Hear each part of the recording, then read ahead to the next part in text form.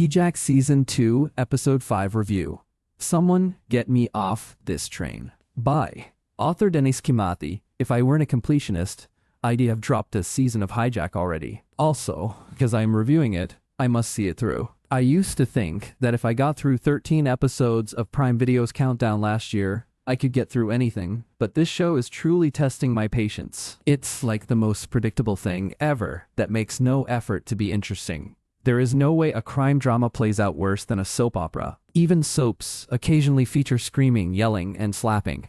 Everything went wrong with Hijack when they decided to make Sam Nelson the bad guy. It's not easy to flip the script and expect viewers to buy what you're selling when it's the complete opposite of everything you'd established before. The narrative dug itself into a hole it can get out of, and now it's stuck like a threadless tire in a muddy hole, just burning fuel while digging a deeper rut. Every episode is like a copy of the last.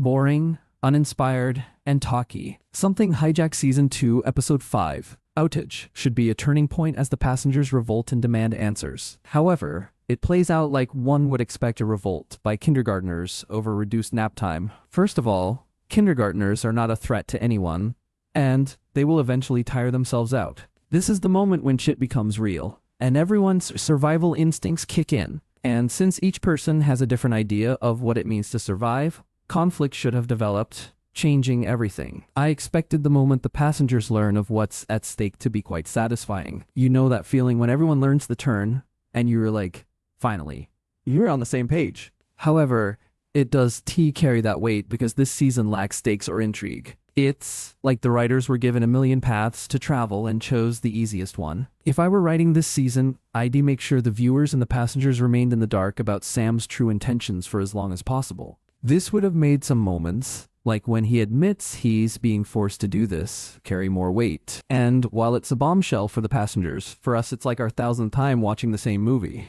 Would have known the script by heart by now. Anyway, so that happens.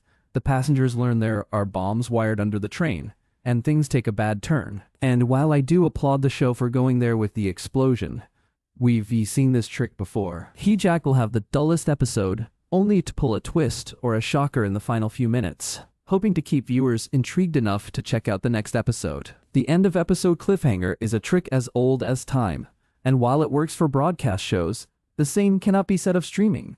On broadcast, episodes rotate focus between characters or storyline, so a cliffhanger is usually meant to hype up the following week's episode. Streaming can do that, but episodes don't carry the same structure, and least of all high-concept dramas like Hijack. Shows like The Pit or The Lincoln Lawyer work because they balance broadcast and streaming energy, with the cliffhanger generally acting as a segue to the next storyline or concept. So, even with that explosion, I am not sure it means anything in the grand scheme of things. I am almost confident that they will find a way to walk it back, or everyone will survive. At the risk of sounding like a broken record, I truly do not care what happens outside the train. I don't care about Marcia and her neighbors, nor do I care about the detective investigating stuff we know, or even what Stuart has to say.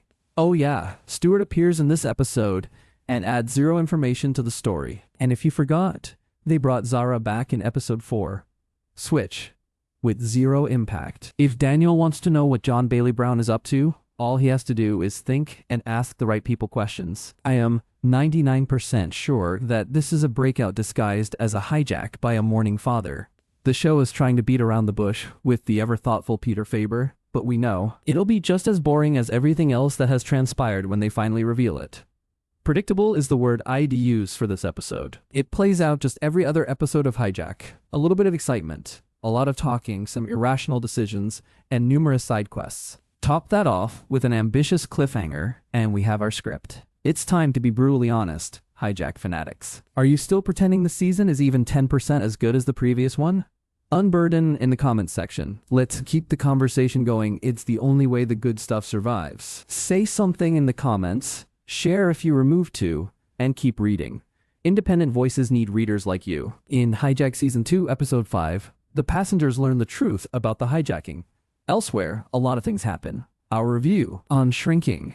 Happiness Mission. Hard truths kick Louis and Derek in their respective butts. We review how stinkin' cute Jimmy and Sophie are. In Hijack Season 2, Episode 4, Sam smokes the mole out and get an encrypted video file to the authorities. That does to stop the episode from slipping into dull territory. At the Apple TV press day today, the streamer revealed a stunning new lineup of movies and TV that promises something for everyone. There is a ton to unpack yet, but honestly, when the headline is Cape Fear is coming to the small screen, posted unpublished. February 11, 2026, Denise is a staff writer for TV Fanatic. He's combined his love for creative writing and television into one neat package covering television shows and occasionally films. His mood greatly influences his viewing habits, ranging from bubbly laugh track sitcoms to twisted serial killers and apocalypse. More categories reviews.